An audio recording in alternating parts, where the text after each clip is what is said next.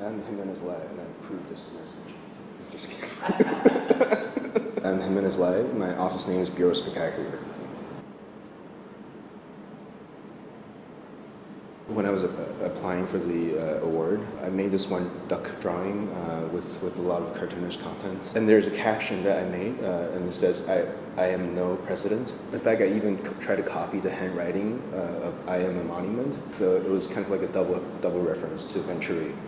I kept thinking, the very thought of originality, or being different or being unprecedented, relies on precedence. And not only that, it relies on a full awareness or an expert awareness of precedence to try to achieve something that's considered new. And one could also say that history is an augmentation project, right? It's seldom actually groundbreaking. Even if it appears to be groundbreaking, it is through a thoughtful scheming of how to break the ground, because whomever did it actually was such as, Marcel Duchamp, like someone who possessed an expert knowledge of how the discipline was working. And so, which is why I think, I am no precedent, like where the no precedent thought was in fact an encouragement of understanding the precedents.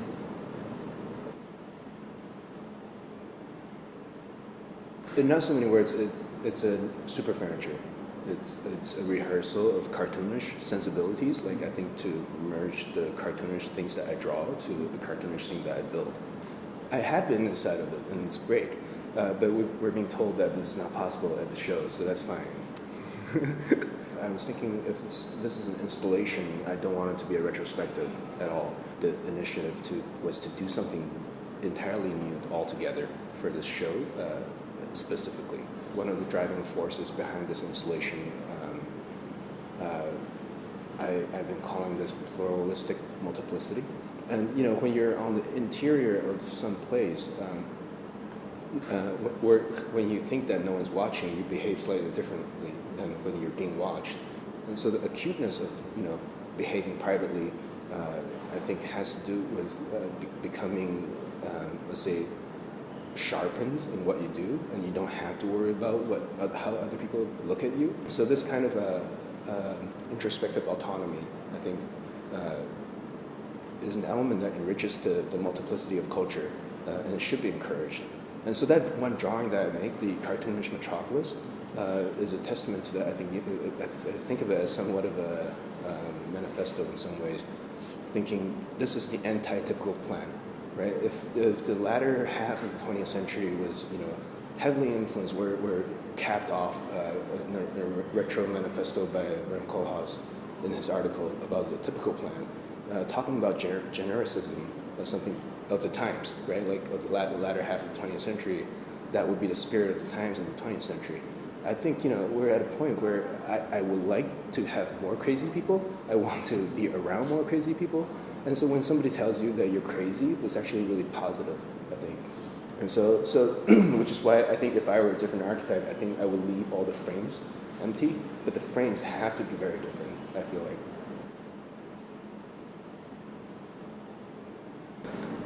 Truth to be told, I wanted to be a comic book artist first. I think this thought was introduced when I was 4 years old. I was always really interested in telling stories, and at the same time, I was always really interested in cities and the way things look. And so, inadvertently, one thing led to another. It drove me into architecture. Like there are these things that really kind of like influence the way that I started to want to draw. Like I want to incorporate architectural conventions.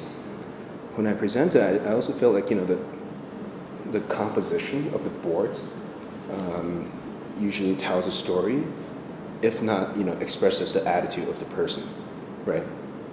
Which is, I think, a part of the presentation. So when we're thinking about the part-to-whole relationship of the page, and the fact that the comic book actually thrives on the collation of the part-to-whole, and the fineness of the parts actually depends on an understanding of the whole. And so to take that, I think that was a part of the training that also made me think about the interiority of buildings or program, right? The part-to-whole relationship of program and outline.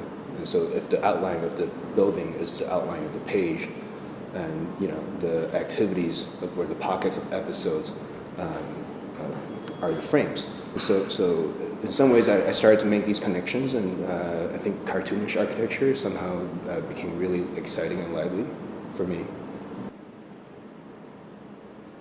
So I built a briefcase house, and the briefcase house, the thought was I'm just going to compact everything that I personally own, and then put that into a second box. And there's the second box, the residual space in the second box, the outside box, became sort of a super wall cavity.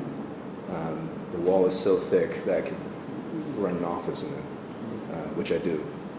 I made a story about it, and it was about. It was a real relationship that I had, probably the most meaningful relationship I ever had.